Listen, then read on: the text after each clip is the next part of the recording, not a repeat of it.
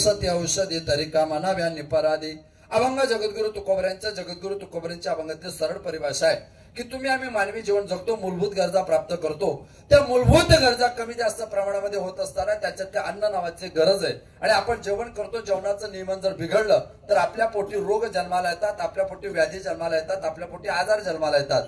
आजार आपल्याच पोटी जन्माला येतात, व्याधी आपल्याच पोटी जन्माला येतात, रोग आपल्याच पोटी जन्माला येतात.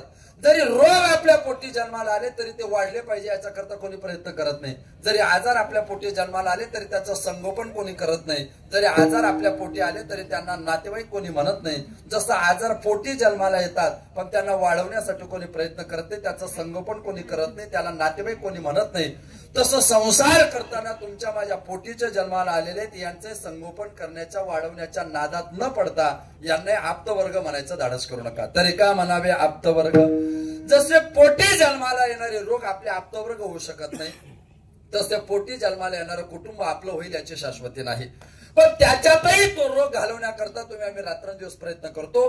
तो रोग घालवण्याकरता आम्ही ज्याच्याकडे जातो त्याला वैद्यक शास्त्र म्हणतात, त्या वैद्याकडे जातो अर्थात डॉक्टरकडे जातो आणि ते आम्हाला औषधी देतात. पण डॉक्टरने दिलेली औषधी 100% योग्यच असते असं घडत नाही. राणे वसती औषधी तरी का म्हणाव्या निपराधी. रानामध्ये नाना प्रकारच्या वनस्पती, नाना प्रकारच्या औषधी, अशी वनस्पतींनी असं झाड नाही की त्याच्यामध्ये औषधी नाही, प्रत्येकामध्ये औषधी. याचा अर्थ त्या निपराधी आहेत असं घडू शकत नाही. त्यांच्यातही अपराध आहे. कोणता? आजार एक असेल आणि औषधी दुसरी घेतले तर रोग्याकरता तो अपराध आहे. औषधीचं प्रमाण कमी असेल तर रोग्याकरता तो अपराध आहे. औषधीचं प्रमाण जास्त घेतलं तरी रोग्याकरता तो अपराध आहे. म्हणून औषधी निरापराधीच राहतील असं जसं शक्य नाही तसं तुमच्या कुटुंबातले सगळे लोक तुमच्यापर्यंत निरापराधीच राहतील असं शक्य नाही. तैसे शरीराचे नाते तुका म्हणे सर्वाप्ते. राणे वसते औषधी तरी का म्हणाव्या निपराधी. विठाल विठाल.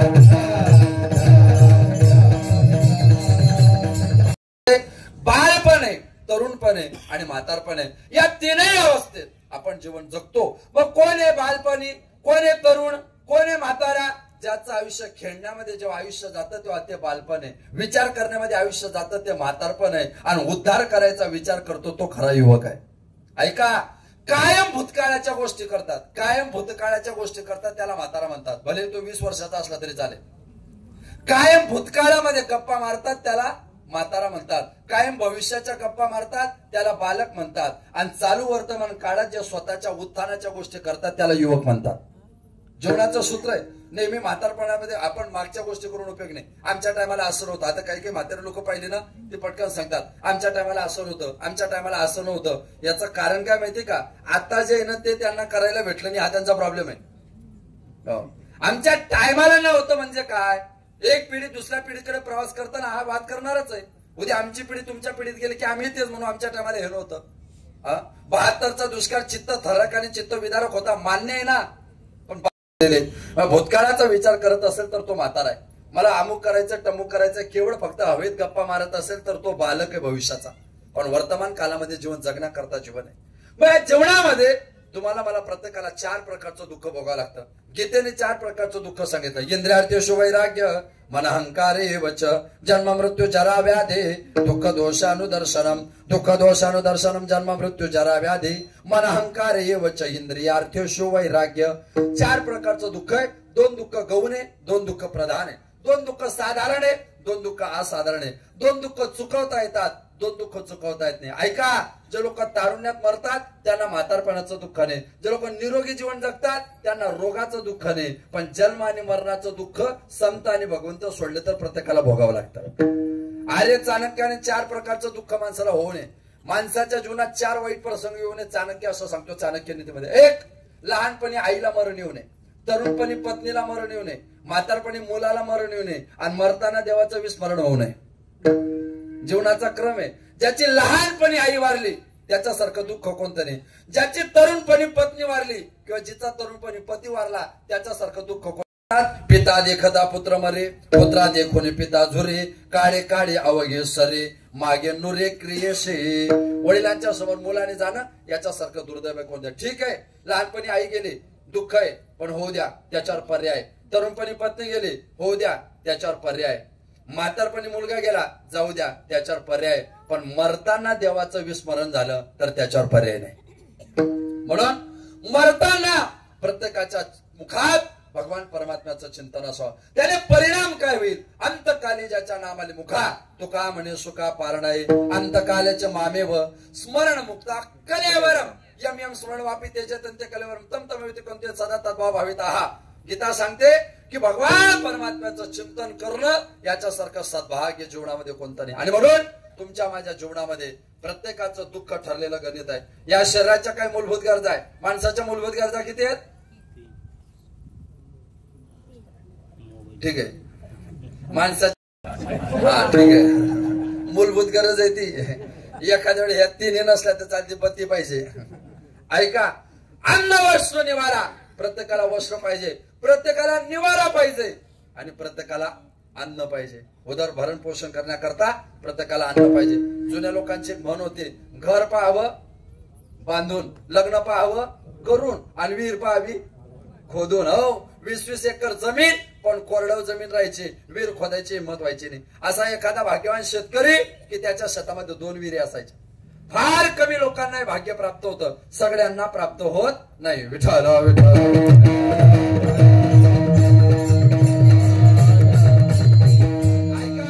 असा एखादा भाग्यवान शेतकरी आहे की त्याच्या शेतामध्ये 2 विहिरी असतात. असा एखादा भाग्यवान आहे की त्याचे घर 2-2 असतात. असा एखादा भाग्यवान आहे की त्या 2-2 घरात राहणाऱ्या सुद्धा. बर ठीक आहे, हरकत नाही. राहणारे 2-2. मायबाप म्हणायचे, भाऊ तुझं वय 30 झालं, तुझ्या लग्नाला 10 वर्ष झाले, तुला मुलबाळ झालं नाही, तू आता असं कर. कसं कर, दुसरं कर. काय भाग्यवान असतील जुनी लोक. 30व्या वर्षी 2-2दा घोड्यावर बसले. 30व्या वर्षी 2-2दा घोड्यावर बसले. आणि आपल्याकडे पहा आता हे घोडे 40-40 वर्षाचे झाले तरी यांच्या नशिबात घोडा नाही. यांचं माझे एक मित्र म्हणे, लग्न म्हणजे काय. लग्न म्हणजे काय. लग्न म्हणजे काय. गाढवाने घोड्यावर बसायचा केलेला प्रयोग म्हणजे लग्न. ज्यांना समजलं त्यांना धन्यवाद, बाकीचे जेवण करून जा. कीर्तन काय नेहमी असतात, शेवटी महत्वाचं काय असतं, शाबास. या प्रक्रियेमध्ये तुमचा माझा प्रत्येकाचा प्रवास आहे. ऐका, शास्त्र परिणतीमध्ये अन्न ही आपली मूलभूत गरज आहे. मग माणसाला जेवण गरजेचे जेवण. पण ते जेवण करताना माणसाने 24 तासात किती वेळा जेवण करावं. हो, शास्त्रकार सांगतात नक्त भोजन. नक्त म्हणजे एकत, म्हणजे 24 तासामध्ये माणसाने किती वेळा जेवण करावं. एकदा जेवण करावं. जर एकदा शक्य नसेल तर मग 2दा जेवण करावं. जर 2दा शक्य नसेल तर मग 3दा करावं. जर 3दा शक्य नसेल तर मग मला काय विचारताय मग, चालल्या तुमच्या सोयीने. हो, शास्त्र सांगतं की बाबा तुम्ही जेवायला बसलात की जेवण करताना तुमच्या शरीराचं एक वैशिष्ट्य आहे. साधारणतः 1,500 ग्रॅम जेवण पचवण्याची तुमच्या माझ्या शरीराची ताकद आहे. किती. 1,500 ग्रॅम जेवण आपण पचवू शकतो. 1,500 पेक्षा जास्त जेवण पचवण्याची आपल्या शरीरामध्ये ताकद नाही. किती जेवण पचवू शकतो आपण. 1,500 ग्रॅम म्हणजे 1.5 किलो. 1.5 किलो जेवण पचवणं शरीराची क्षमता आहे. त्याच्यापेक्षा जास्त जेवण करणं शरीराकरता रोगाचं उगमस्थान. रोगाचं उगमस्थान इथून होतं. म्हणजे काय, त्याची परिणती, त्याची परिभाषा अशी की जेवण करताना कल्पना करा मला 300-400 किलोमीटर प्रवास करायचा आहे आणि उशिरा निघालो. आता कमी वेळेत मला जास्त किलोमीटर जायचंय, मग काय करावं लागेल. गाडीचा स्पीड वाढवावा लागेल. पण तरी तुमच्या गावात येताना कोणाची जमत नाही गाडीचा स्पीड वाढवेल म्हणून. तुम्ही केलेले गतिरोधकाची सोय. तेव्हा गाडीचा स्पीड वाढवावा लागेल. मग गाडीचा स्पीड वाढवल्यामुळे काय होईल. काय होईल गाडीचा स्पीड वाढवला तर. मला 4 शक्यता आहे. मी गाडीचा स्पीड वाढवला तर पहिली शक्यता रोडवर लिहिलेली आहे, रस्ते पे मस्ती जान नाही सस्ती. Slow drive long life, safe drive long life. जर मी गाडी वेगात चालवली तर पहिली गोष्ट इंजिनवर लोड येईल. दुसरी गोष्ट इंजिन खराब होण्याची शक्यता आहे. तिसरी गोष्ट इंजिन बंद पडण्याची शक्यता आहे. आणि चौथी गोष्ट ज्यांनी कीर्तन घेतलं त्यांना इशारा डिझेल जास्त लागेल. स्पीड वाढला की ऍव्हरेजला मार खाते ना गाडी. हो, आणि लाईट वेट गाड्यांना ऍव्हरेज असतो, मजबूत गाड्या ऍव्हरेजला कमी असतात. म्हणून गाडीने ठरवायचं किती वजन ठेवायचं. तुम्ही पहा, बारीक गाडीला ऍव्हरेज जास्त आहे, गाडी मजबूत झाली की ऍव्हरेजने मार खाल्ला. काही गाड्या बसल्या की उठत नाही, उठल्या की बसत नाही. गाडीचा प्रॉब्लेम आहे तो, फिजिकली अनफिट आहेत त्या गाड्या. हो, ऐका, या सगळ्या शक्यता आहे. गाडीचा स्पीड वाढला तर मला एवढं दुःख भोगावं लागतं. शास्त्राने सांगितलंय त्याच्यापेक्षा जास्त जेवण जर केलं तर पहिला गोष्ट इंजिन म्हणजे जठराग्नी, या जठराग्नीला काय होईल, लोड येईल. दुसरी गोष्ट जठराग्नी मंदावण्याची शक्यता आहे. तिसरी गोष्ट जठराग्नी बंद पडण्याची शक्यता आहे. आणि जठराग्नी बंद पडला की मग काय होतं माहितीये का, माणसाला झोप केव्हा लागते, झोप केव्हा लागते माणसाला, कीर्तनात केव्हा लागते झोप, जेवल्यावर. तर अंदाज चुकतोय तुमचा. माणसाला जेवल्यावर झोप लागत नाही, माणसाला जेवल्यावर झोप लागत नाही, जास्त जेवल्यावर झोप लागते. जेवल्यावर कधी झोप लागत नाही, जास्त जेवण केलं तो झोप लागते. का जास्त जेवल्यावर झोप लागते माहिती का, त्याची सुद्धा पद्धत असते. आपण जास्त जेवण केलं की ते जठराग्नीला पचवल्या जात नाही. ब्लड सर्क्युलेशन करणं, ज्या त्या इंद्रियाला त्या त्या प्रमाणात रक्त पुरवण्याचं काम करतं, त्याला हृदय म्हणतात. त्याचं काम आहे रक्ताभिसरण करणं. मग त्याने एक रक्ताची धार त्याची जी असते व्यवस्था ती पोटातले अन्न पचवण्याकडे, आणि दुसरी व्यवस्था असते मेंदूकडे संतुलन ठेवण्याकरता. पण पोटात जर जास्त अन्न गेलं तर मग त्याला मेंदूकडे जाणारा रक्त पुरवठा कमी करावा लागतो आणि पोटाकडे वाढवावा लागतो. मेंदूकडे रक्त पुरवठा कमी झाला की मेंदू सुस्तावतो, मेंदू सुस्तावला माणूस झोपतो. माणसाला का झोप लागते त्याचं कारण आहे. आणि म्हणून पोटाचं वैशिष्ट्य आहे. पण ते जास्त अन्न खाल्लं, खाल्लेलं अन्न जर पचलं नाही तर काय होतं, काय होते, उलटी, वमन, ओमेट, वांती, ओकारी. तिला उलटी का म्हणतात हो, का उलटी म्हणतात, जेवण करताना जेवणाऱ्याच्या तोंडातून घास पोटाकडे पचवायला पाठवणे ही प्रक्रिया सुलटी. तोंडातला घास पोटात पचवण्याकरता पाठवणे प्रक्रिया सुलटी. पण पोटात न पचता पुन्हा तोंडा वाटेच उलटा येणे म्हणून उलटी. जे न पचता उलट होतं त्याला उलटी म्हणतात. मग ती उलटी काय करते, ते लक्षण आहेत आम्लपित्ताची. कशाची लक्षण आहे ती, ऍसिडिटीची. मग ऍसिडिटी झाली, जगातला शरीराला पहिला आजार होतो ऍसिडिटी. तुम्हाला कोणताच आजार होतो बरं, डायरेक्ट पोटाचं वैशिष्ट्य पहिला आजार होतो ऍसिडिटी. मग तो आजार तुमच्या माझ्या शरीराच्या संबंधाने जन्माला येतो. मग आजार जन्माला आल्यानंतर त्या आजाराची वैशिष्ट्यता असते. तो आजार जेव्हा जन्माला येतो तेव्हा काही आजार प्राप्त असतात, काही आजार अप्राप्त असतात. डीएनएने आलेले काही आजार असतात, मग काही आजार हे परंपरेने आलेले असतात, आणि काही आजार हे आपल्या स्वतःच्या चुकीने आलेले असतात. आता आजार आपल्या प्रत्येकाला जाणवायला लागला की लक्षणं जाणवत आहेत. लक्षणं माणसाला प्रत्येकाच्या आजाराची जाणवतात. कोणताही असो, प्रपंचाचा आजार असो का शरीराचा आजार असो, पटकन ध्यानात येतं की आपल्याला नेमकं काय झालं आणि आपल्याला नेमकं काय होण्याची शक्यता आहे. मग तो आजार तुमच्या माझ्या पोटी जन्माला येतो. तुकोबर प्रश्नार्थक भाषेमध्ये तुमच्याशी माझ्याशी बोलतात की आता पोटाची पचनक्रिया बिघडली, पचनक्रिया बिघडल्यामुळे आजार जन्माला आले. मग आजार जर तुमच्या पोटी जन्माला आलेच तर या आजारानं तुम्ही नातेवाईक म्हणणार का, तुकोबर प्रश्न विचारतात अभंगाच्या पहिल्या चरणात.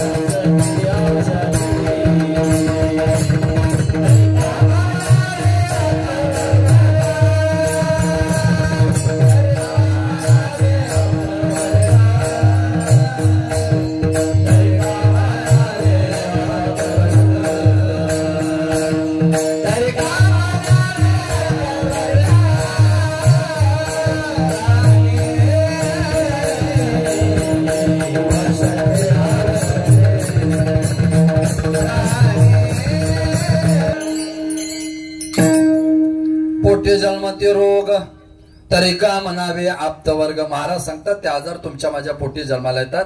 आपल्याकडे दोन परंपरा आहे आजाराच्या. एकेचं नाव आहे धन्वंतरी परंपरा आणि एकेचं नाव आहे आत्रेय परंपरा. त्या आत्रेय आणि धन्वंतरी परंपरेमध्ये तुमच्या माझ्या पोटी जन्माला येतात रोग. त्याचे 7 प्रकार आहेत. आदिबल प्रवृत्त रोग 1, जन्मबल प्रवृत्त रोग 2, दोषबल प्रवृत्त रोग 3, संघात बल प्रवृत्त रोग 4, दैवबल प्रवृत्त रोग 5, स्वभावबल प्रवृत्त रोग 6 आणि कालबल प्रवृत्त रोग 7. आदिबल प्रवृत्त रोग म्हणजे काय? आदिबलाने काही निसर्गता रोग असतात. काय एक उपजता मरते, होते अंध, होते पांगुड, होते मुकी. तुकोबाराय सांगतात आंधळे पांगडे जन्माला येतात.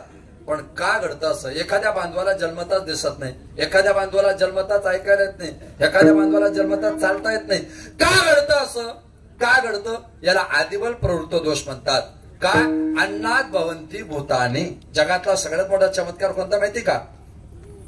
एकाच शेतातली ज्वारी आणल्या जाते, त्या ज्वारीची भाकरी आई पण खाते आणि त्याच ज्वारीची भाकरी वडील पण खातात. पण वडिलांनी त्या ज्वारीची भाकरी खाल्ली तर त्याचा परिणाम रेत आहे आणि आईने त्याची भाकरी खाल्ली तर त्याचा परिणाम रज आहे. आणि त्या रज रेताच्या संयोगातून ज्याचा जन्म आहे त्याला माणूस म्हणतात.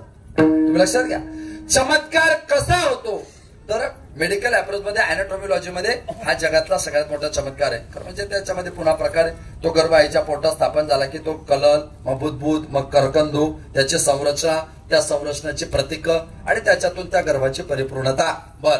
आदिबल प्रवृत्त दुःख अजून दुसरं असं की आदिबल प्रवृत्त दुःखामध्ये तुम्हाला संतती होते. ऐका, तुम्हाला लग्न झालं, तुमची इच्छा आहे की संतती झाली पाहिजे. पण संतती जन्माला येताना तुम्ही 3 गोष्टीने फिट पाहिजे. तुम्ही शारीरिक फिट पाहिजे, तुम्ही बौद्धिक फिट पाहिजे आणि तुम्ही मानसिक फिट पाहिजे. याच्यातलं एकही लक्षण ज्याच्यात कमी असलं त्याला अशा संततीला जन्माला कारणीभूत व्हावं लागतं. मुद्दा 2 अजून सांगतो तुम्हाला. शारीरिक, मानसिक आणि बौद्धिक जे लोक कमकुवत असतात त्या लोकांनी अंदाज काढायचा त्यांच्या पोटी जन्माला येणारी 99% संतती मुलगी असते. मुली का जन्माला येतात याचं काय मेडिकल काय देत असेल मला माहिती नाही, पण आयुर्वेदाने मात्र याचं इतकं सुंदर चिंतन दिलंय धन्वंतरी परंपरेमध्ये की बाबा का घडतं असं. म्हणून तुम्ही पहा, राजकीय क्षेत्रातल्या लोकांना जरा अभ्यासा, औद्योगिक क्षेत्रातल्या लोकांना जरा अभ्यासा, व्यापारी लोकांना जरा अभ्यासा. कायम टेन्शन मध्ये राहिल्यामुळे, कायम मन चंचल राहिल्यामुळे यांच्या पोटी येणारी संतती शक्यतो मुली असतात. मुलींचं प्रमाण काय जास्त असतं? कायम हे लोक डिस्टर्ब असतात. यांना म्हणजे कधीच स्टेबल नाही आणि अनस्टेबल असण्याचा परिणाम माझा अनुभव आहे. अंगे म्हणजे मी असं अंदाजाने नाही सांगितलं. It is not common sense knowledge, it is a experience knowledge.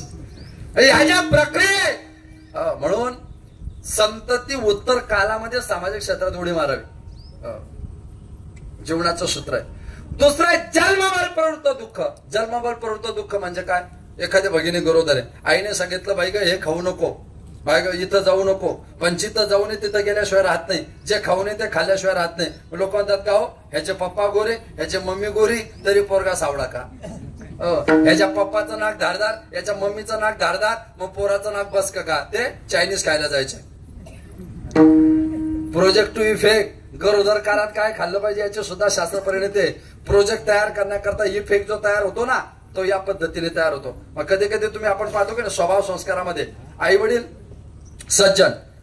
सज्जन आणि पोटी येणारा पोरगा वाईट होतं ना असं. मग कसं काय? झोंडा झोंडगेचे पोटे, पोरी उपजती करंटी, जाय तिकडे पिढी लोका, जोडी भांडवल थुंका, थोर झाला चुका वरका नाही घातले, अन्याय तो नाही दया वाय फळा, माय बापा वेळा न साधी येले, तुका म्हणे नाही तय वेडी ताळा, माय बापा वेळा न साधी येले. काय वाईट संतती जन्माला येते? काय घडतं असं? वाईट संतती जन्माला येणं म्हणजे काय? त्या जन्म बल आहे ना. आता कितीतरी बरेच लाभार्थी असतील भजनी पण याच्यामध्ये, अशा कितीतरी घटना आहे. दारू पिणाऱ्यांचे पोरं कीर्तनकार झाले, दारू पिणाऱ्यांचे पोरं कीर्तनकार झाले आणि कीर्तनकारांची पोरं मग बर ठीक आहे हरकत नाही. दारू पिणाऱ्यांची कीर्तनकार आणि कीर्तनकारांची दारू पिणाऱ्यांचे पोरग भजनी झालं. ज्याचा बाप दारू पित होता तो पोरगा गावातला अव्वल भजनी झाला. दारू पिणाऱ्यांचे पोरं भजनी झाले आणि मग भजन्यांची पोरं. आवाज कमी झाला का तुमचा? म्हणजे आमचे असले तर चालेल, तुमचे नाही चालत का? असं नाही, माझे जातीचे माझं भेटो कोणी. काय अर्थ असं? हा, एक भाऊ वाईट एक भाऊ चांगला, एकाच मायबापाच्या पोटी जन्माला आले, मग तरी एक चांगला आणि एक वाईट का? आता जरी ते चांगल्या मायबापाच्या पोटी जन्माला आलेले असले तर मागच्या जन्मात ते दोन्ही एका ठिकाणी होते का? नाही. मग जो मागच्या जन्मात वाईट त्याचा पाप घेऊन जन्माला आला म्हणून वाईट, जो मागच्या जन्मात चांगला त्याचा पुण्य घेऊन जन्माला आला म्हणून चांगला. याला म्हणतात जन्मबल दोष, दोषबल दुःख. म्हणजे स्वतःचा दोष किंवा स्वतःचा गुण, स्वतःच्या गुणाला किंवा स्वतःच्या दोषाला घेऊन जे जन्माला येतात ना त्याला दोषबल प्रवृत्तीच्या दुःखाने म्हणतात. ह्याच्यानंतर एक दुःख आहे संघात बल प्रवृत्त दुःख. संघात बल प्रवृत्त म्हणजे काय? वार करणे, आक्रमण करणे. शत्रूने आक्रमण केलं आणि आपल्याला जखम झाली त्याच्याबद्दल जे दुःख होतं याला रोगशास्त्रामध्ये संघात बल प्रवृत्त म्हणतात. त्या लक्ष्मणाला वार झाला आणि लक्ष्मणाला शक्ती लागली. त्याला लक्ष्मणाला शक्ती घालवण्याकरता काय केलं होतं? हो, त्याला काय आणली होती? संजीवनी. पण ती डायरेक्ट संजीवनी होती का? तर नाही.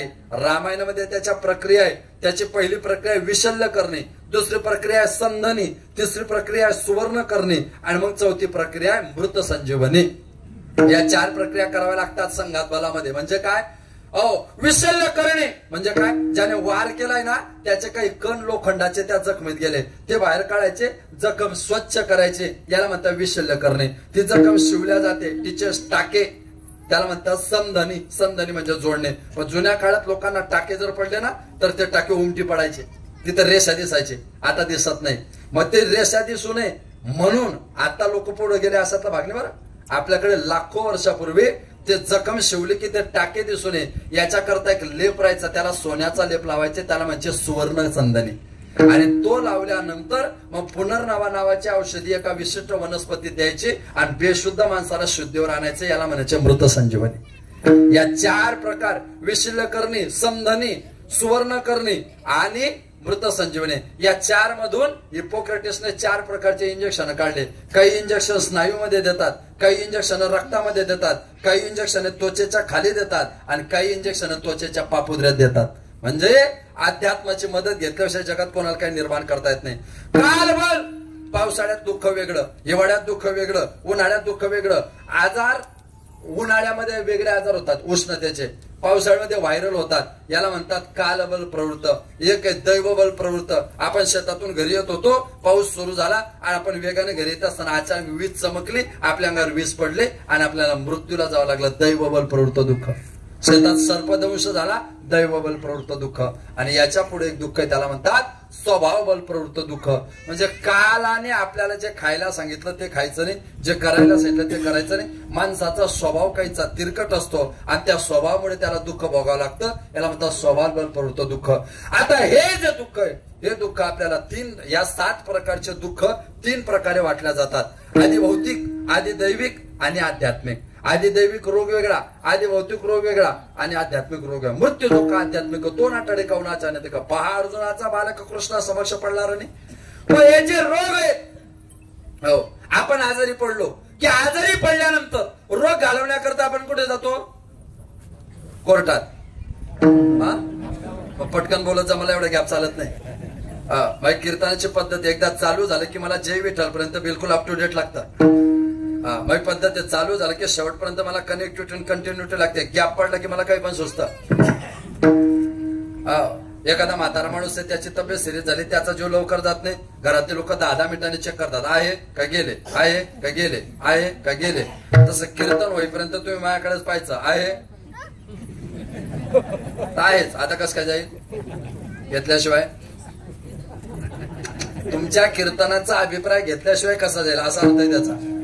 तुमच्या मनात पाकिट आहे म्हणजे घ्यायचं मला टेन्शन तुम्हाला. याला म्हणता पुढे राजू जे घ्यायचे माथा. ऐका, मग त्या प्रक्रियेमध्ये तुमचा माझा प्रवास आहे. आधी भौतिक, आधी दैविक आणि आध्यात्मिक. मग त्याच्याकरता दवाखान्यात जावं लागतं. डॉक्टरचे 3 प्रकार आहे, ऍलोपॅथी, होमिओपॅथी आणि आयुर्वेद. ऍलोपॅथीचा शोध कोणी लावला? ऍलोपॅथीचा शोध कोणी लावला? ओझरच्या लोकांनी, नाही का? बरं ठीक आहे. मग कोणी लावला? त्याचा शोध ज्याने लावला त्याचं नाव हिपोक्रेटिस. हिपोक्रेटिसचा जन्म ग्रीक नावाच्या देशात कोस नावाच्या बेटावर झाला. त्याचा जन्म इसवी पूर्व 370 ते इसवी पूर्व 460, 90 वर्ष जगला तो. आज हे जे MBBS वगैरे करतात ना या MBBS डॉक्टरांना प्रॅक्टिस करायच्या आधी हिपोक्रेटिसची शपथ घ्यावी लागते. त्याचं मराठीत संकलन आहे हिपोक्रेटिसची शपथ नावाचं. आणि मग त्या हिपोक्रेटिसनं तो शोध लावला. सगळे लोक त्याला हार वगैरे घेऊन गेले. वा वा वा वा, तुमच्यामुळे इंजेक्शनचा शोध लागला, तुमच्यामुळे एवढं सगळं झालं, माणसाचं आरोग्य वाढायला लागलं, आम्ही तुमचा सत्कार करतो. तो म्हणे हारांवर पैसे खर्च करू नका, म्हणे मग मला कॅश मध्ये द्या. हारावर कसं का, आता आम्ही पण लोकांना तेच सांगतो, हारावर पैसे खर्च करून काय उपयोग आहे, उलट ते पैसे पाकिटात टाका.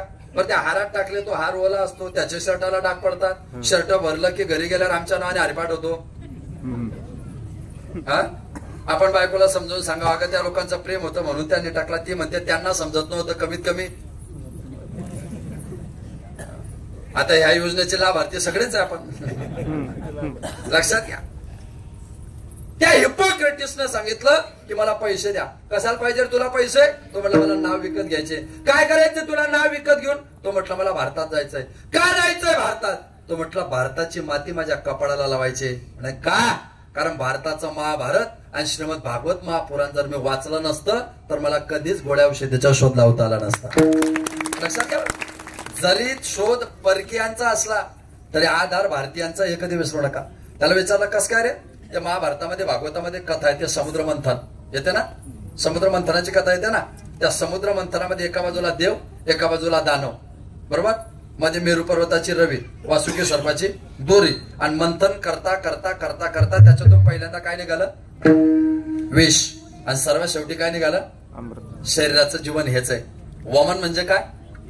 आयुर्वेदामध्ये वमन म्हणजे काय?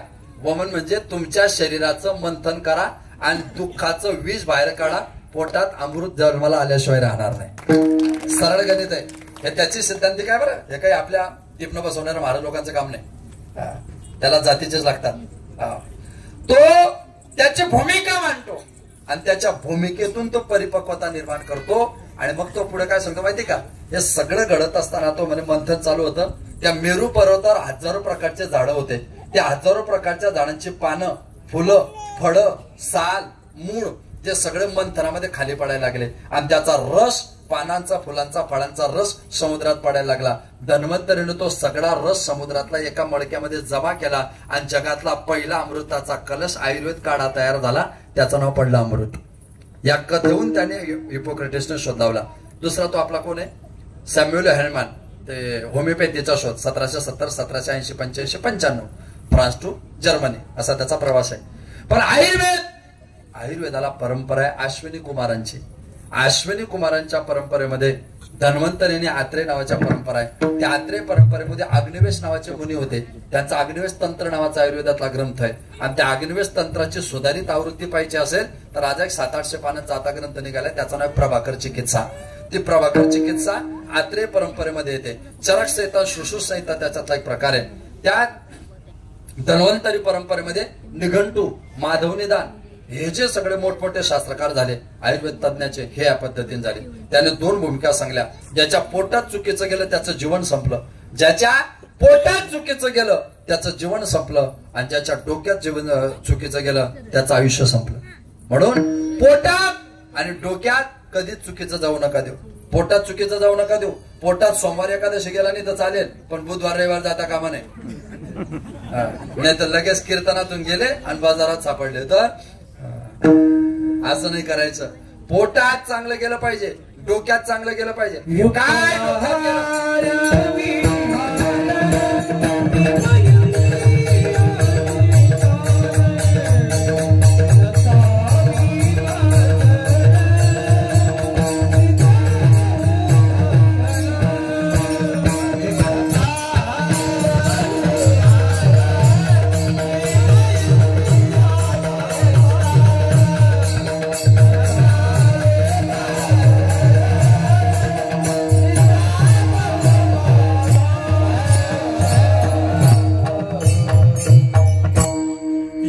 विहारस्य युक्त चेष्टस्य कर्मसु.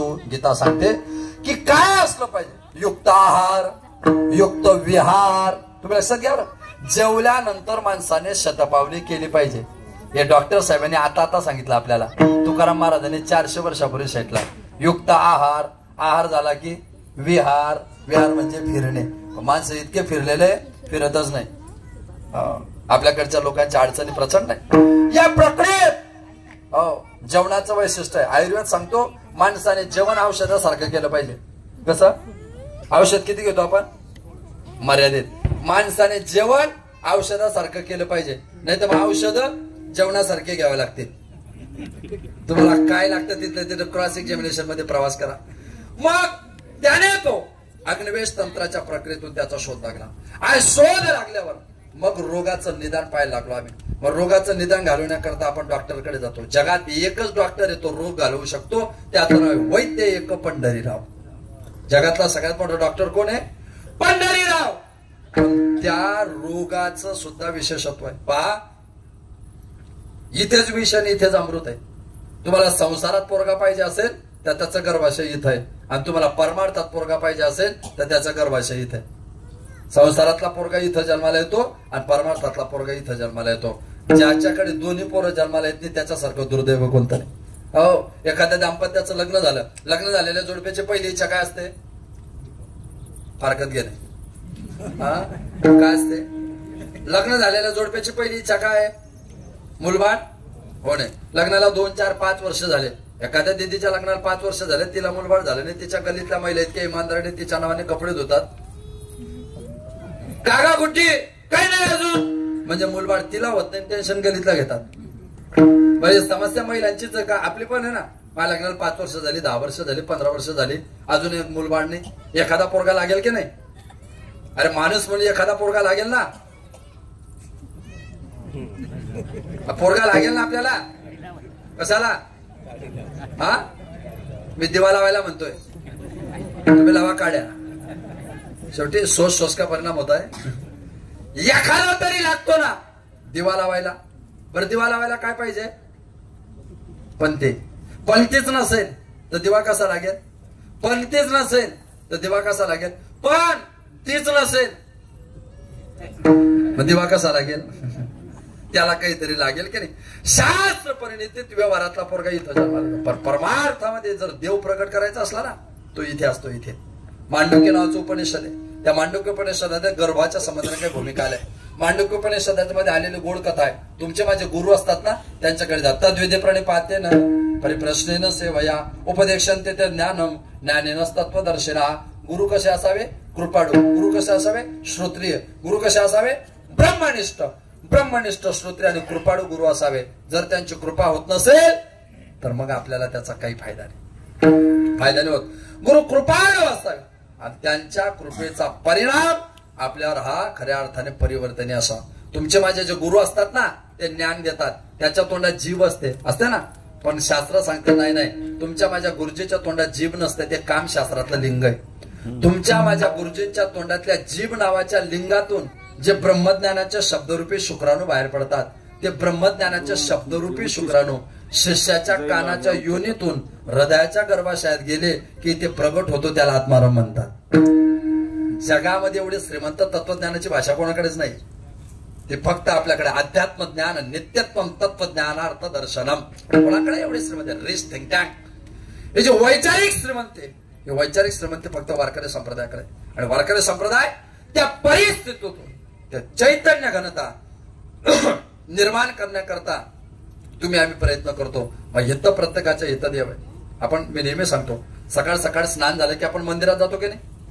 मंदिरात जातो ना. कशा करता? देव झोपलाय का उठलाय ते पाहण्याकरता. कशा करता जातो? देवाच्या दर्शनाला.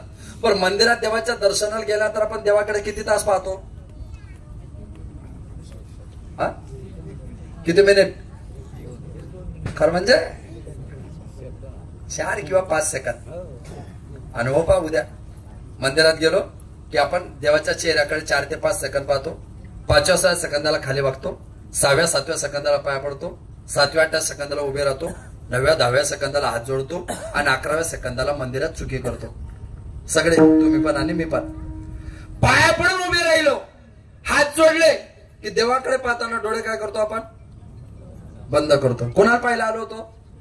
देवाला. आणि देवाला पण डोळे काय केले? वाय का? अरे देवालाच पाहायला आलो आणि देवालाच पाहून जर आपण डोळे बंद करत असू तर उपयोग काय त्याचा? शेवटी पाहायला कोणाला आलो तो? आणि त्याला पाहून डोळे काय केले? बंद केले. का?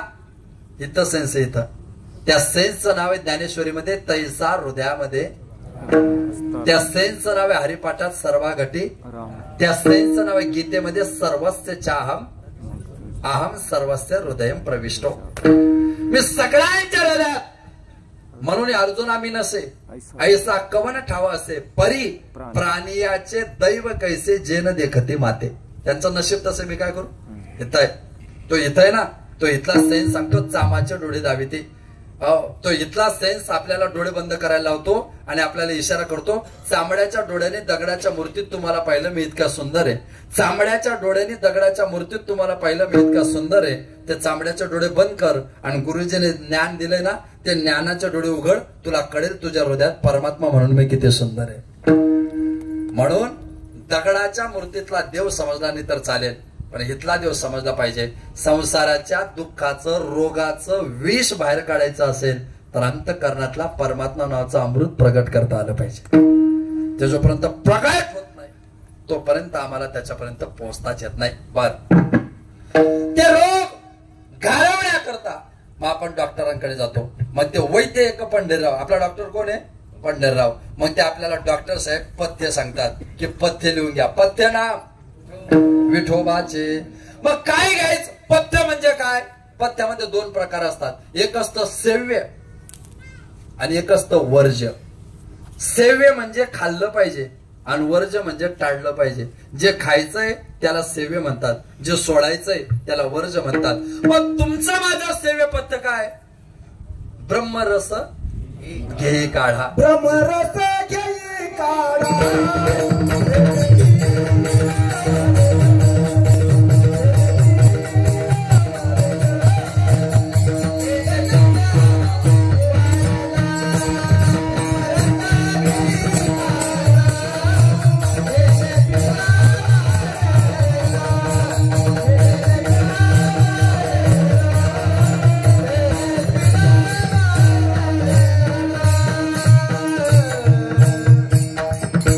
ब्रह्मरस घे काढा जेणे पिढा वारेल. मग काय घ्यायचंय?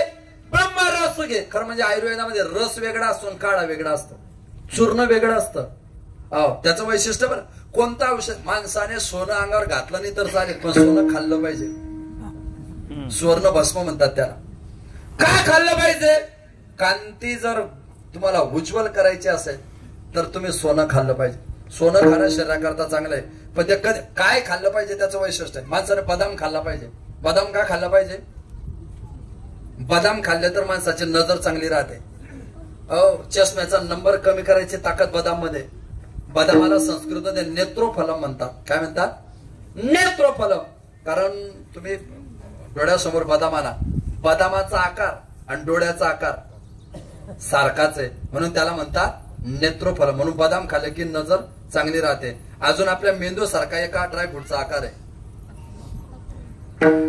कोण? अक्रोड. अक्रोड. वा. तो खाल्ला की मेंदू व्यवस्थित राहतो. याचा बुधवार रविवार खाऊन नाही मेंदू व्यवस्थित राहतो. त्यांचे मेंदू brain is some but mind is difference. त्याला पर्याय नाही.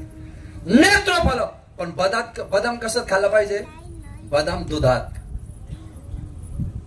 खोकला आला, तब्येत बिघडली की आपण अद्रक खातो, आलो खातो. ते कशात?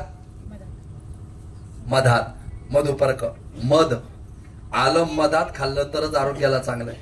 बदाम दुधात, आलं मधात. मधातच ते खाल्लं गेलं पाहिजे. तसं सोनं कशात खातात? मधामध्ये खातात. त्याच्यामध्ये शतावरी, अश्वगंधा कुठले तरी पावडर असावी त्याला संयोजक म्हणून. पण ते केव्हा खायचं असतं? सकाळी 4 वाजता. 4 ते 6च्या मध्ये सोनं खाल्लं तरच पचत, नाहीतर पचत नाही. ते घातक असतात. हे येडे त्या सुवर्ण भस्माच्या गोळ्या दुपारी 12ला खातात. म्हणजे काय याच्यावर अंदाज काढा यांचा वरचा मजला खाली. आता तो नेमका घेणाऱ्याचा आहे का देणाऱ्याचा आहे तो पुन्हा चिकित्सतेचा भाव आहे. शास्त्र जसं सुवर्ण भस्म आरोग्याला चांगलं आहे, पण त्याचा रस हा सकाळी ब्राह्मी मुहूर्तावर घ्यावा लागतो. तसा देवाच्या नामाचा रस चांगला आहे, पण तो सकाळी ब्राह्मी मुहूर्तावर काकड्याच्या रूपात घ्यावा लागतो. जसा सुवर्ण दुपारी पचत नाही, तसं सूर्य उगवला तो आता म्हणतोय सहस्र दीपे दीपकेशी प्रकाशाने, तो 12ला आहे. आता उपयोग नाही. म्हणजे ते कधी काय कुठे घेतलं पाहिजे. काळा वेगळा रस वेगळा. म्हणजे वनस्पती का आता अशोक वृक्ष आहे ना, माणसाला पुरुषत्व करता अशोक वृक्ष चांगला आहे. जिथं हातपाय घडतात ना पुरुष, म्हणजे अशोक वृक्षाची पानं चांगली आहेत, पण त्याचा काढा का रस. रस म्हणजे रस म्हणजे काय, मिक्सर मधून पानं काढायची याला म्हणतात रस. पण काळा म्हणजे काय, त्याला उकडण्याकरता केला जातो काळा. बेलाच्या पानाचा रस किंवा बेलाच्या पानांचा काळा. काढाही घेतला तर उष्णताच कमी होते, रसही घेतला तर उष्णताच कमी होते. पण काळा आणि रस या दोन्हीमध्ये बदल काय, मग जो तापवला जातो तो काळा असतो आणि जो एकत्रित केला जातो तो रस असतो. वारकरी काळ्याच्या कीर्तनात करतात तो ब्रह्मरस असतो आणि वैराग्याच्या अग्नीवर तापवून जे चिंतन केलं जातो तो परमार्थाचा काळा असतो. ऐसा ब्रह्मरस घेई, ऐसा काळा घेई, मग तेने पिढा वारेल. आपण म्हणतो ना, खरं म्हणजे ना तुम्हाला आहे ना खूप डॅमेज झालेलं आहे तुमचं, पण तुम्ही पुनर्नवा घ्या. मग काय होईल, नाही पुनर्नवा घ्या, याने बरं वाटेल. खरंच बरं वाटेल का, किती दिवस लागतील. तुम्ही असं करा, तुमच्या हृदयाला पण प्रॉब्लेम आहे. हा पुनर्नवा घ्याच, पण सोबत आहे ना अरिष्ट घ्या, मकर ध्वज अरिष्ट पण घ्या, अर्जुन अरिष्ट पण घ्या, अश्वगंधा पण घ्या, शतावरी पण घ्या. म्हणजे काय, एकाला तर दिलेलीच आहे पण त्याला पोषक आहे. तसं काढा घेतला तरी तुमचा रोग जाणार आहे संसाराचा, रस घेतला तरी तुमचा रोग जाणार आहे. पण पोषकता आणि पूरकता येण्याकरता, जसं डॉक्टर साहेबांनी एकच गोळी दिली ना, लोक एकच दिली त्यांनी, त्याच्या खिशाला ताण पडावा इतक्या गोळ्या लिहून दिल्या की मग बरं वाटतं त्याला. मग त्याला वाटतं की आपण खरंच आजारी आहे. नाहीतर भरोसा पटत नाही. तसा वारकऱ्यांकडे रोगी आला ना संसाराचा रोगी, तर त्याला पर्याय द्यावा लागतात. त्याला एका चिठ्ठीवर नामाच्या गोळ्या द्याव्या लागतात, दुसऱ्या चिठ्ठीवर ज्ञानाच्या गोळ्या द्याव्या लागतात, आणि मग त्याला रसाचा सिरप द्यावा लागतो. आणि मग ते सगळं घेतलं की त्याला वाटतं आता संसाराचं दुःख समाप्त झालं. पण ऐका, हे सगळे रोग घालवण्याकरता हे पर्याय झाले. पण रोग आलाच का, काय आला रोग, शरीराचं संतुलन बिघडलं की रोग येतो. देहाचं संतुलन बिघडलं, शरीराचं संतुलन बिघडलं की शरीराचे रोग येतात, आणि मनाचं संतुलन बिघडलं की संसाराचे रोग येतात. मग रोग घालवतय आलेले पोटी. जरी पोटी आले तरी ते आपले होऊ शकत नाही. तरी का म्हणावी आप्तवर्ग, कस काय म्हणणार तुम्ही त्यांना आपले आप्तवर्ग. रोग पोट जन्माला आले, मग तसे नातेवाईकांना तुम्ही आपले मानू नका. कशाहून, ते आपल्या करता पोहोचते. कवणाचे मायबाप मृग जळबद्ध जाईल रया. कोण हो, अरे केस पांढरे झालेले, संसार समाप्त होण्याची वेळ आली आहे. 14 वर्ष करता पोरगा वनवासात जातोय, दशरथ रडताय पण पोरासोबत वनवासात जात नाही. हे देवाच्या बापाचं जीवन आहे. यमुनेच्या डोहात चेंडू पडला, यशोदामाया काठावून रडताय पण मध्ये उडी मारत नाही. हे देवाच्या आईची परिस्थिती आहे. जिथं देवाचे आई वडील असे वागतात तिथं आपले मम्मी पप्पा कुठपर्यंत मदत करतील. काय भूमिका, काही नसतं कळत. एखादा माणूस 30, 32, 35 वर्षाचा तरुण मुलगा आहे, त्याला हृदयविकाराचा झटका आला, वारला. जीवाच्या आकांतानं रडायला लागला. त्याची बायको तिथं आली, रडायला लागली. गावातले सगळे नातेवाईक आले, भाऊबंद आले. त्याने त्याच्या बायकोला समजून सटला, आता रडून उपयोग नाही, तुझा नवरा मेलाय. उभ्या आयुष्यात तुला माणूस कधीच पाहायला भेटणार नाही, आपोआप फोटो सोडला तर. आम्ही सगळे भाऊबंद, आम्ही सगळे नातेवाईक, आम्ही सगळे गल्लीतले लोक, गल्लीमध्ये चटई टाकून रात्रभर इथे बसणारे. तू एकटी घराचा दरवाजा बंद कर आणि त्या प्रेतासोबत काय गप्पा मारायच्या मारून घे, पुन्हा तुला दिसणार नाही. तो थांबेल का, ते थांबेल का. कोण आहे तिचा तो पती आहे ना. पुढचं वाक्य सांगू का, आपल्यात चैतन्य होतं, आपल्यात जीव होता, आपल्यात राम होता, आपण जिवंत होतो तेव्हा आपल्यासोबत एकांतात जिने हजारो रात्री काढल्या होत्या ना, आपल्यातला राम निघून गेल्यानंतर आपल्या प्रेताला स्वतःची बायको घाबरते. कोणाकडून अपेक्षा करताय, कोणाकडून अपेक्षा करताय. आपण मेलो तर घरातील 3 महिने एकटे झोपले नाही, तिला वाटलं नाजाने बदला ना घे जिवंतपणीचा. म्हणून हे जे मोर्चे काढता, आंदोलन करतात नाही लोक, मला आवडत नाही. लोक मला उपोषण मोर्चे काढणारे लोक आवडत नाही. मोर्चा मीच काढेल, आंदोलन मीच करेल, उपोषण मीच करेल, पण मी इतकं परफेक्ट करेल ना तर माझी खबरदारी देव सुद्धा घे. मी एकदम परफेक्ट आंदोलन करणार आहे. फक्त वेळ येऊ द्या, टायमिंग येऊ द्या, मी टायमिंग मध्ये गोष्ट करतो. मी जेव्हा मरेल ना, सध्या नाही, जेव्हा केव्हा मी जेव्हा मरेल आणि मेल्यानंतर जेव्हा मी देवाकडे जाईल ना, तेव्हा मी देवाला प्रार्थना करणार आहे. तेव्हा मी देवाला विनंती करणार आहे की देवा, ज्या बायका जिवंतपणे नवऱ्याला त्रास देत होत्या, त्यांचे नवरे मेले की त्यांनी अमावस्या पौर्णिमेला बायकोचा बदला घेण्याची त्यांना संधी भेटली पाहिजे. या मुद्द्यावर उपोषण आहे माझं. सांगा असं उपोषण कोण करणार आहे तुमच्यासाठी? मीच करू शकतो, कोण नाही करू शकत. तुम्हाला कोणाला खोटं वाटत असेल तर तेव्हा तुम्हाला बोलवून घेईल मी. तुम्हाला खरं वाटलं पाहिजे ना, केलं का नाही भयाने, काय ऍडजस्ट झाले. परिणाम स्वतःचा पती मेला, संपलं हो. कोण कोणासाठी असं काही नसतं या जगामध्ये, काही नसतं. पण तरी आपल्याला प्रत्येकाला वाटतं ते जीवन आहे माझं. 9 ते 11 कीर्तन होतं, मी 10 वाजता पोहोचलो. कीर्तनाला 1 तास उशिरा गेलो.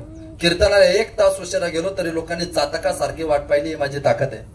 जिवंतपणे 1 तास उशिरा गेलो तरी लोक आपली वाट पाहतात, ही आपली ताकद आहे. आज मरून गेलो, 4 वाजता अंत्ययात्रा होती, 4:30 वाजले. अर्ध्या तासात अंत्ययात्रेला आलेल्या लोकांनीच तक्रार केली, अजून वेळ किती बाकी आहे. हे जीवन आहे ना. सकाळी 9 वाजता भूक लागायची, पण आयुष्यात कधीच कोणी टायमावर जेवण वाढलं नाही. आज मरून गेलोय तर पक्वान्न कावड्याने सुद्धा खाल्ली, पण जिवंतपणे मला दिसले नाही. लक्षात घ्या.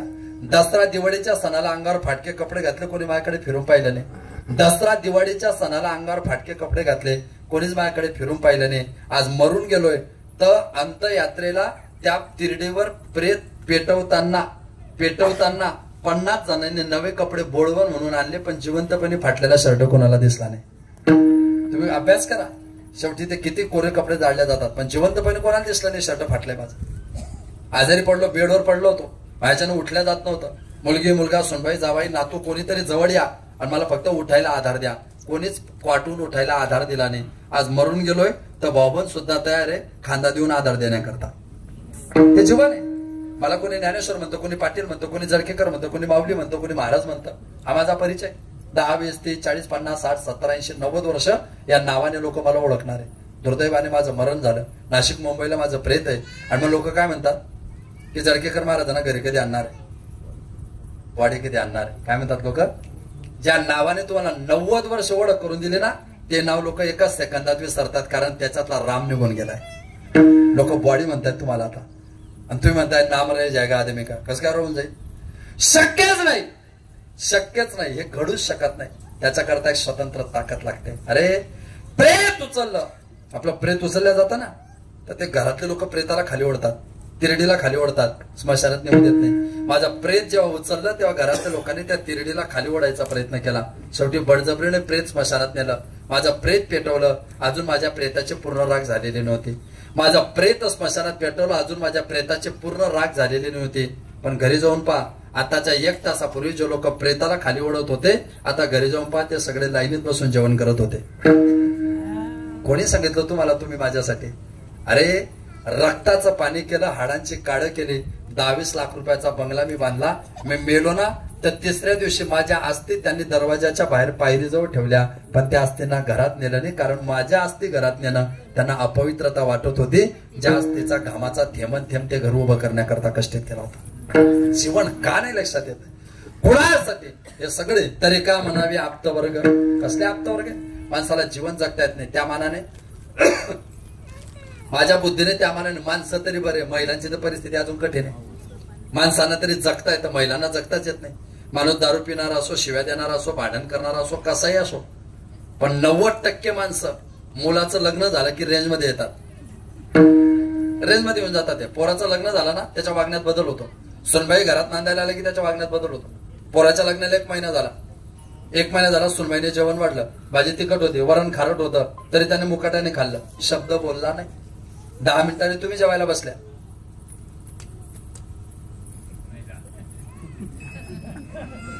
हा मग तिलाही भाजी तिखट लागली, वरण खारट लागलं, ती सुनबाईला नाही बोलली, नवऱ्याकडे गेली. का हो? काय ग झालं जेवण? हो. कसा होता स्वयंपाक? व्यवस्थित, खोटं बोलू नका. भाजी तिखट होती, वरण खारट होतं. काय नाही बोलले तुम्ही तिला? काय बोलले नाही? नवऱ्याने एकच सांगितलं, आपल्याला 3 मुली आहे, आपल्या 3ही मुली सासरे नांदायला गेल्या, आता तिच्या रूपात घरात 4थी तयार करतोय, म्हणून तिच्या अपराध पोटात घालतोय. सरळ. पण ऐकून गेली ती बायको कशी? ती म्हणे असं. तिच्या अपराध पोटात घालायला, तिच्या हातात अपराध पोटात घालण्याकरता मुलगी म्हणून करताय. मग मी नांदायला आली होती तेव्हा माझ्या हातून चुकलं की तुम्ही पण तुमची मम्मी पण. जगातली सगळ्यात मोठी गोष्ट आहे बायकोचा नवरा बनणं. सोपी काम आहे. बायकोचा नवरा बनणं याच्यासारखं सोपं काम कोणतं नाही जगात. सगळ्या माणसं म्हणलं नाही का, जगातली सगळ्यात सोपी गोष्ट आहे बायकोचा नवरा बनणं. जगातली सगळ्यात कठीण गोष्ट आहे सुनबाईचा बाप बनणं. ऐका, जो माणूस सुनबाईचा बाप झाला ना त्याने माझ्यावर पोरगा म्हणून विश्वास ठेवा, त्याचा म्हातारपण आनंदात गेला. सुनबाईचा बाप होण्याचा प्रयत्न करा. एरवी तर किंमत शून्यच आहे तुमची. 50-60 वर्षानंतर काय किंमत येतो. हे नवरा बायको एकमेकावर प्रेम करतात, माझा भरोसाच बसत नाही. नवरा बायको ते म्हणतात त्यांचं खूप एकमेकावर प्रेम आहे, ते नेहमी शॉपिंगला सोबत जातात, फिरायला सोबत जातात. It is not a true love, it is a physical attraction. काही त्यांचं प्रेम वगैरे नाही, शारीरिक आकर्षण एकमेकाप्रती. संसाराची सुरुवात कधी होते माहिती का? खरा संसार कधी सुरू होतो? शरीरामधली ताकद समाप्त होऊन जाते. आता एकमेकापासून शरीराच्या कोणत्याच अपेक्षा नसतात तरी एकमेकाची काळजी घ्यायला लागतात, ती खरी संसाराची सुरुवात असते. ते तर बाकी तर चालूच आहे, त्याला काही मोठी किंमत नाही. खरा संसार तिथून चालू होतो. आणि म्हणून मी माणसांना नेहमी सांगतो, तुमची बायको जिवंत आहे तर तुमचं जीवन आहे, तुमची बायको मेली तुमचं जीवन संपलं. कोणतीच अपेक्षा करू नका. सुनबाईने बटाट्याची भाजी केली, माझ्या नवऱ्याला बटाट्याची भाजी आवडत नाही. सुनबाईने बटाट्याची भाजी केली, माझ्या नवऱ्याला बटाट्याची भाजी आवडत नाही. वयाच्या 70व्या वर्षी किचन मध्ये जाऊन नवऱ्याकरता नवीन भाजी करायची हिंमत ज्याच्यात असते ना, त्या आयुष्याची जोडीदारी नसते. तुमची बायको जिवंत आहे ना, 70व्या वर्षी किचन मध्ये जाऊन तिच्या मांडीला मांडी लावून जेवण करा, तुम्हाला कोणीच काही बोलणार नाही. तुमची बायको जिवंत आहे, वयाच्या 70व्या वर्षी किचन मध्ये जाऊन तिच्या मांडीला मांडी लावून जेवण करा, तुम्हाला कोणीच काही बोलणार नाही. तुमची बायको तुमच्या आधी मरू द्या, तुम्ही मरून जाणार, पण सुनबाईच्या समोर किचन मध्ये पाऊल टाकायची तुमच्यात हिंमत शिल्लक राहणार नाही. ती हिंमत जिच्यामुळे येते ना, त्या आयुष्याची जोडीदारी नसते. 2 दिवस जर बायको गावाला गेली ना, मी नेहमी विनोदाने सांगतो, माणूस घरात असला की बायको नवऱ्याचं डोकं खाते, पण ती माहेरी गेली की अख्खं घर माणसाला खायला करते. ती 2 दिवस गावाला गेली ना तरी तुमचं जेवणाचं राहण्याचं सगळं नियोजन बिघडतंय. हे लक्षात घ्या. याच्या उलट थोडं क्रॉस एक्झामिनेशन बोलतोय, संपलाय आपला वेळ. महिला वर्ग, खरं म्हणजे तुमचं जीवन शून्यच आहे.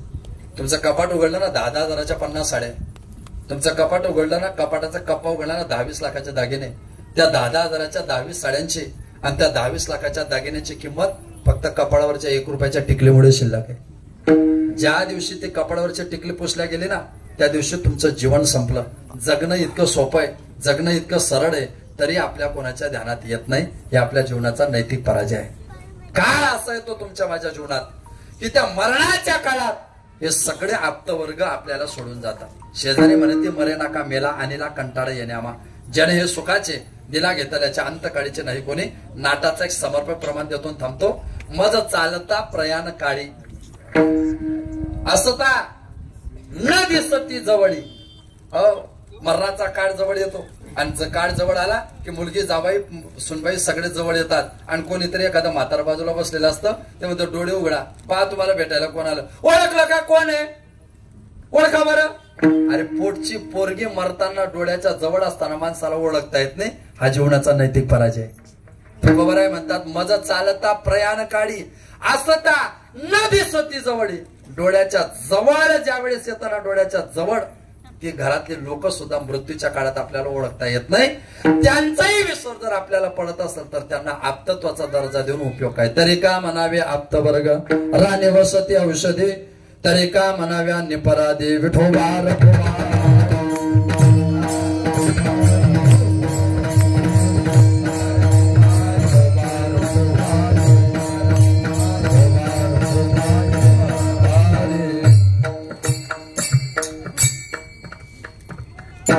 तैसे शरीराचे नाते तुका म्हणे सर्व आपते.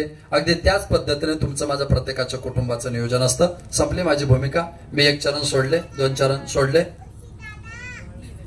सध्या अभंग सोडणाऱ्यापेक्षा अभंग सोडणारेच महाराज लोक फोकस मध्ये. ऐका, या प्रक्रियेत तुमच्या माझ्या जीवनाचा कृतकर्तेता प्रत्येकाने प्राप्त करून घ्या. ती कृतकर्तेता आहे. ज्या मातेत आणि ज्या रक्तात जन्माला आलो त्या मातेशी रक्ताशी जीवन जगायचा प्रयत्न करा. एकच वाक्य सांगतो, माझं बोलायचं राहून गेलं. माझं मीन्स आपल्या सगळ्यांचं, माझं बोलायचं राहून गेलं हे वाक्य कधीच तुमच्या डायरीत येता कामा नये. सगळं करा. हे वाक्यच आपल्या मेंदूतच या वाक्याचा जन्म व्हायला नको. माझं बोलायचं राहून गेलं. आपण सकाळी 9 वाजता मोटरसायकलला किक मारली, गाडीला सेल मारला आणि आपण गाडीत बसलो.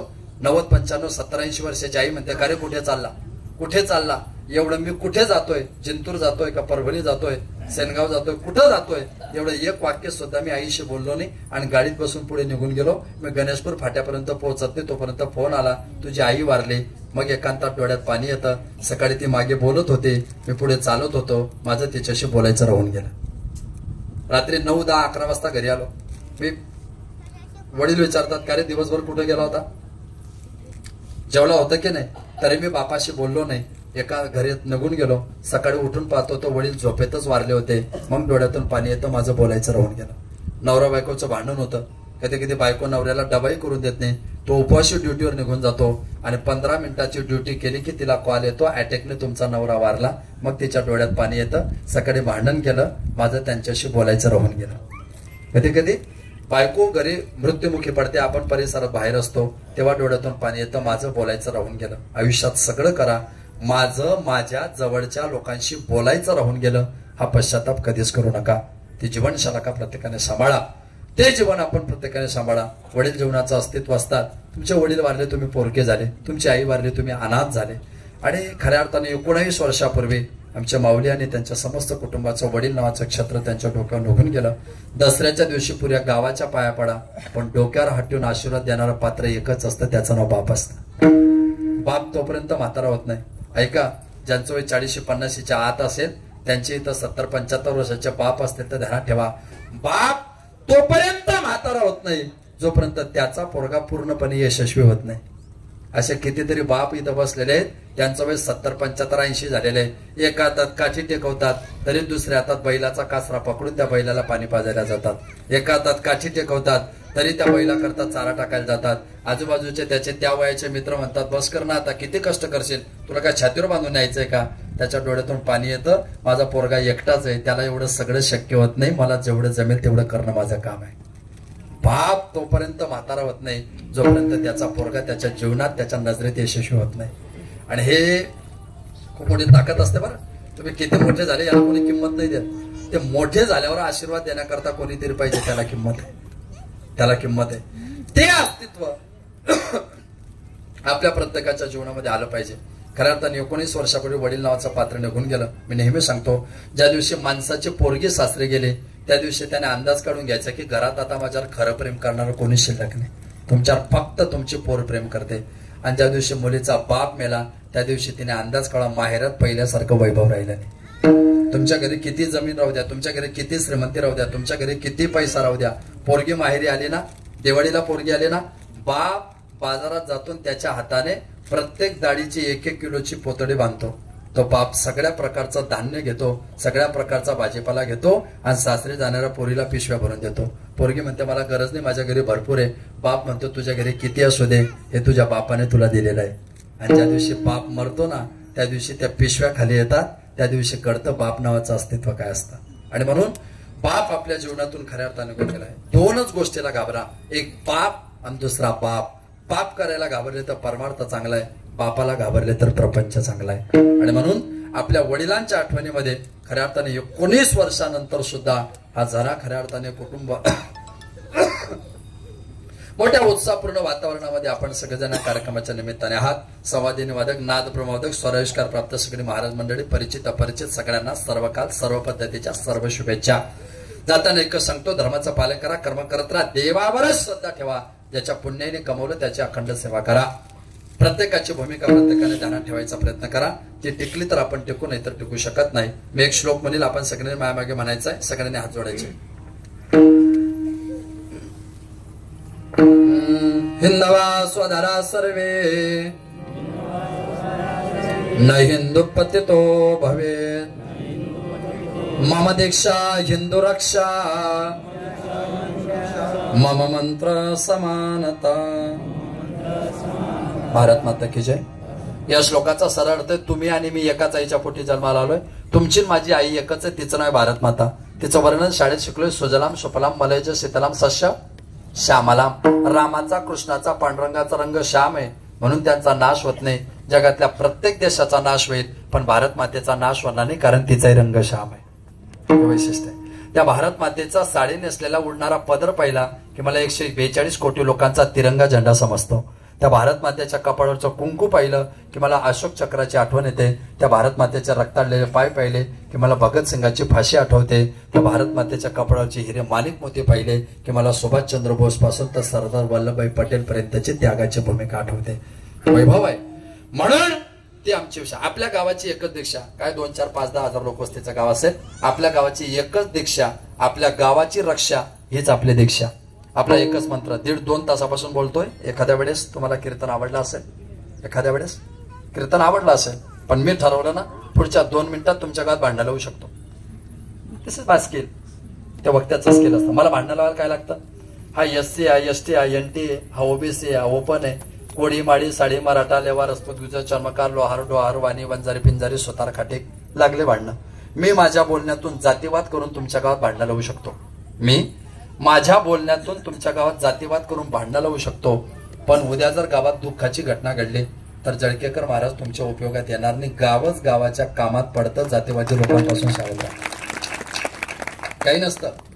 शेवटी जेव्हा कारागृहात जातो ना, आपणच जातो. कोर्टाच्या पायऱ्या आपल्याला चढावं लागतात.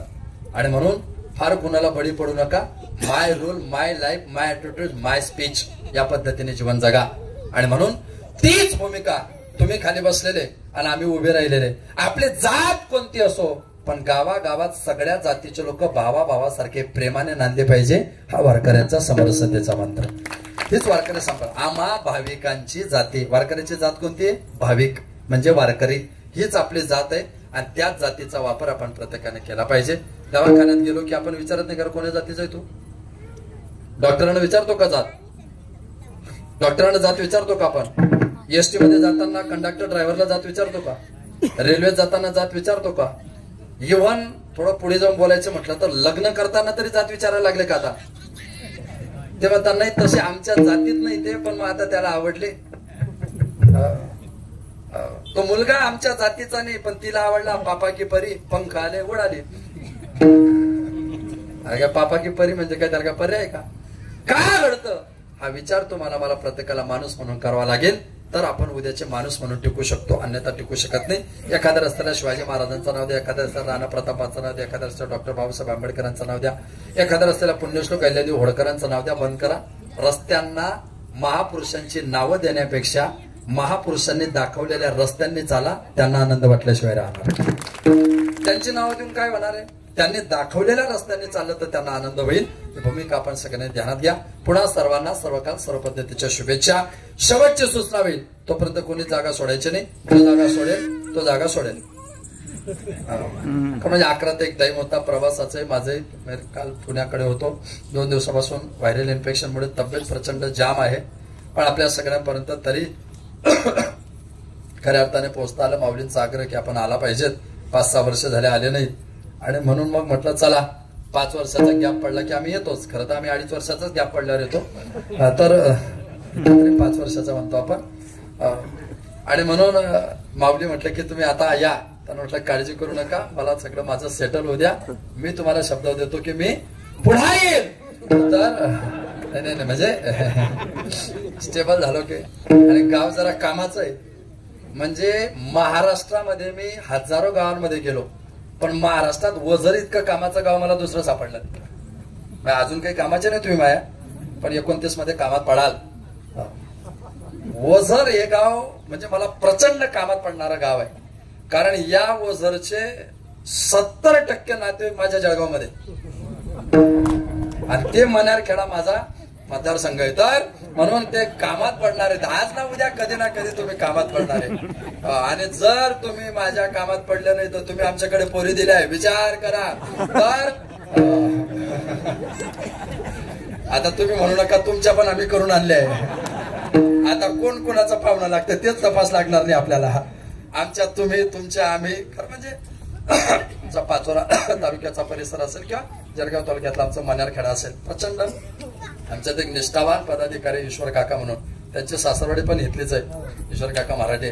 आणि ते म्हणजे आमचा सगळा परिवार येतोय मोठा त्या क्षेत्रातला, त्या धंद्यातला. तर तुका म्हणे नवे दिसतो मी तैसा पुसने ते पुसा पांडुरंगा. आणि म्हणून या पद्धतीने आपल्या सगळ्यांची प्रीतिवृद्धिंगतता टेकवत राहावी. आपल्याला सगळ्यांना पुन्हा एकदा सर्व काल सर्व पद्धतीच्या शुभेच्छा. निवृत्ती ज्ञानदेव सोपान अर्कनाथ नाम